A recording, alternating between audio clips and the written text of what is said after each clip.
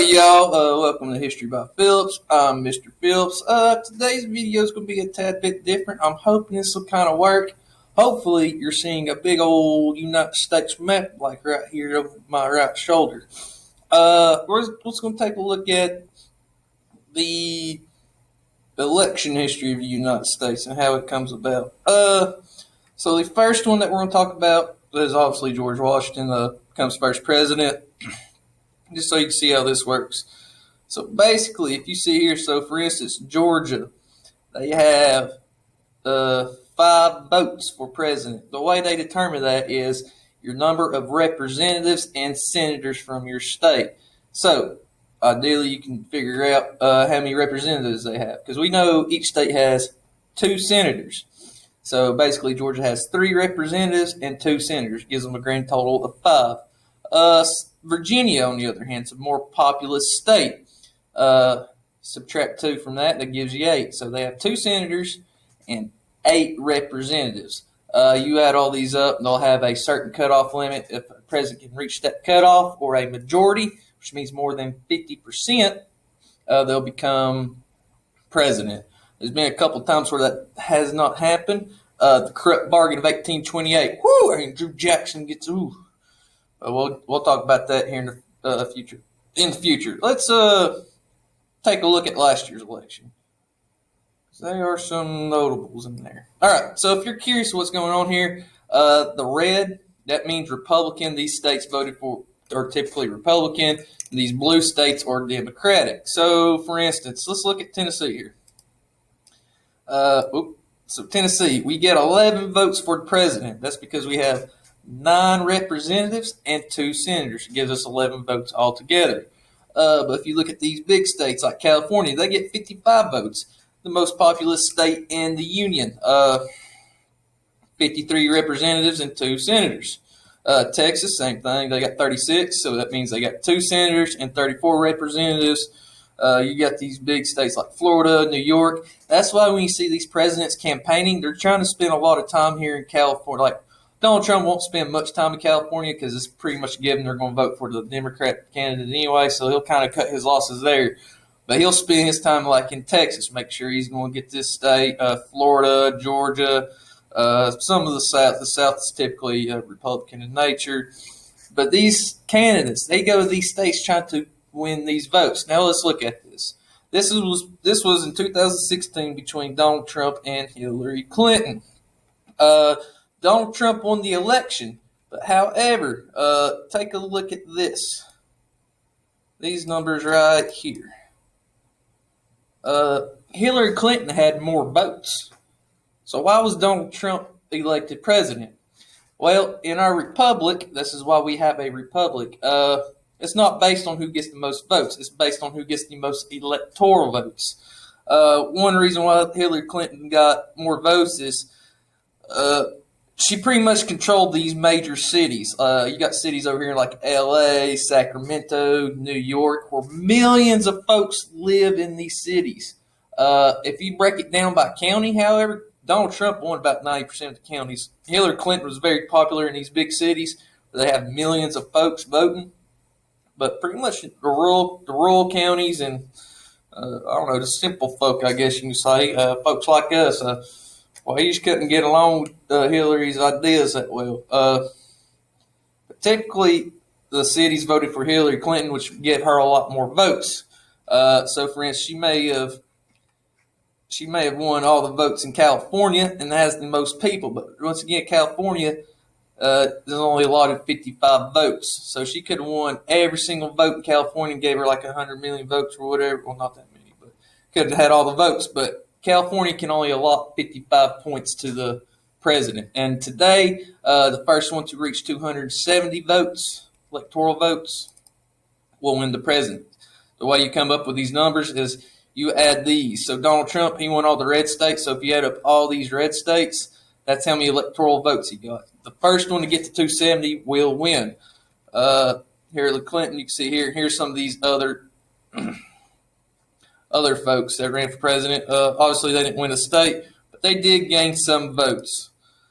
Some people like to think that Gary Johnson may have took away from Hillary Clinton.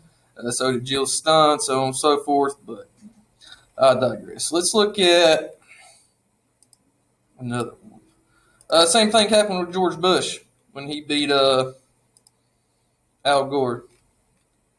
Oh, that's John Kerry. No, where's Al Gore? That should have been 2000. See, right here, this was very closely contested.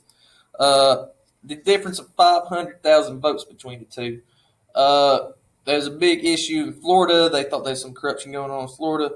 But this is how they determine presidency. First one get 270 wins. Yada, yada, yada. Remember, these numbers are based on how many senators and representatives you get. So, like these small states, they'll have 3. The least amount of numbers, you'll have 3. Because at the minimum, you'll have 2 senators and 1 representative. So these Midwestern states like Wyoming, Montana, North Dakota, South Dakota, these smaller states still have 3. So you typically don't see presidents campaigning there.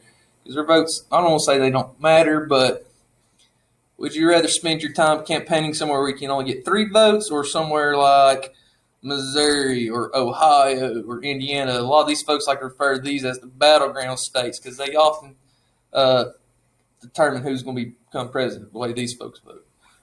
Wisconsin's often Michigan's often a battleground state, so on and so forth. But let's go to one of my favorite elections. This will be. Okay, by the way, this will be where we'll end up.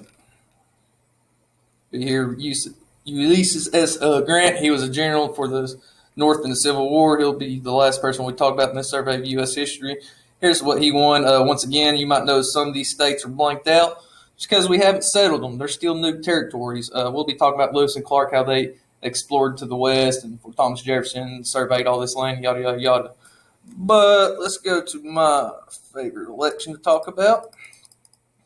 Oh, yeah, if you want to see the one right before the Civil War, here was the Civil War. Very split, especially right here along the Mason-Dixon line almost. Very split. The biggest dividing factor between these states was slavery. Yeah. A lot of folks just didn't like it. Stephen Douglas, yada, yada, yada, Abraham Lincoln, Breckinridge. But Lincoln would end up winning. When he won, pretty much the South was like, don't like it. I'm sure you've heard this, not my president. I'm sure you've heard that junk before. Well, the South really meant it. It was like, not my president. And they succeeded from the Union, lead to a big old Civil War, yada, yada, yada. But I digress. Let's go to 1828. 1828. I don't know why it's not. There it is. Or 1824, my bad. The corrupt bargain of 1824. So, here's an example. So, Andrew Jackson had the most votes, electoral votes and popular votes. However, to become president, you have to have more than 50% of that. Jackson, at the time, I think, was up to 41%. So, he only had 41%. We call that plurality, or the getting tongue twisted. Basically, he had the majority, but he didn't have over 50%. So what would happen? This would go to Congress, and Congress would decide who becomes president. They would vote, yada, yada, yada. Long story short, they picked Quincy Adams. Now, that's because Quincy Adams, his father was John Adams. John Adams was president before. Everybody seemed to like him. So they went with Quincy Adams, even though Jackson had the more electoral votes and popular votes. Congress still chose Jackson. We call it the corrupt bargain. Because of that, Quincy Adams, he became president. He would name Henry Clay as vice president. I think vice president. Don't quote me on that. But it becomes a corrupt bargain. This would infuriate the West, as you can say. Almost the West. Like the South, right in this region. They wanted Jackson. Like, hey, you got the most votes. Why can't he be president? You see this same sentiment from the Al Gore Bush election and the Trump Hillary election. The candidate with the most votes still didn't become president. This will get mad. This will send Jackson on a 4-year campaign. He would campaign for 4 years straight. He'd eventually win in a landslide in the next election. If you can't tell, this is all for Andrew Jackson. People was tired of Quincy Adams. His policies wasn't doing too good, so they got rid of him. Jackson ended up winning next year. I love talking about Jackson. It's my favorite part of U.S. history. But but up till then, these founding fathers, they typically, when they ran, they won. Nobody really opposed them. But it's not until you get to 1824 when you get rid of not rid of the founding fathers, but they're kind of part of that old generation, this new breed of Americans coming up. We like to call this the favorite son election because there's 4 different folks. All these would have been great. Well, I don't know so much about Mr. Crawford here, but a lot of these folks would have been good presidents. I think Henry Clay might be the best candidate that's never been president. I know a lot of folks like to say Hillary Clinton was a good candidate because she was Secretary of State, has all this experience, yada, yada, yada, but never became president. A lot of folks forget about Henry Clay. Spent his whole life in politics. Everybody seemed to like him, agree with him. He never rubbed people the wrong way. Probably one of the greatest people to never become president. But I digress. But this is how the elections work in the United States. Pretty much you have to get more than 50% of the electoral votes. These electoral votes are based on how many senators and representatives you have. Hopefully by now you realize every state gets 2 senators, no matter what. 2 senators. Then the rest is based on their population for representatives. If you want to look at the very first election, Washington wins. Nobody opposed him. I mean, everybody's, go Washington. I mean, Adams did run, but Adams will become president after Mr. Washington. Once again, you got Washington again. You got Adams. Then Jefferson, yada, yada, yada. So on and so forth. Once you get past the first 5 presidents, that's when these elections start becoming interesting, highly contested. James Monroe, yada, yada, yada. Right here. This is when mudslinging starts happening. What I mean by mudslinging is I'm sure you've seen these ads of Trump's incompetent, Biden can't read, Biden's son's terrible, Trump's son's terrible. This is what we like to call mudslinging. This started back in this election. They were just making fun of Andrew Jackson's wife. Jackson was making fun of Quincy Adams because he couldn't really shoot, didn't know how to fight, yada, yada, yada. This is where the symbol of the Democrat Party starts to come into play. They tried to make fun of the Westerners/Southerners. They said, well, the Republicans had the elephant representing as their symbol because they don't forget nothing in their wives, yada, yada, yada. They try to make fun of the Southerners or the Democrats because they try to say, oh, we can give them a donkey or a jackbutt. I ain't going to cuss in front of y'all, but a jackbutt for their symbol. But a lot of these Southerners and Westerners are like, well, it's a good working farm animal. It's a working man's animal. So they took it with pride. So that's why the Democrat Party's animal is a donkey today. Stems from this. When they try to make fun of Jackson, Jackson's like, meh. It's a working man's animal. We'll take it. I'm just just rambling now. Trying this new video out. Hopefully this is working. If you want to see what this if you want to see this website yourself, it's called 270towin.com. It goes through it's starting to freeze up here. That goes through the election history of the United States. You can also, what's going on? My computer's going crazy here.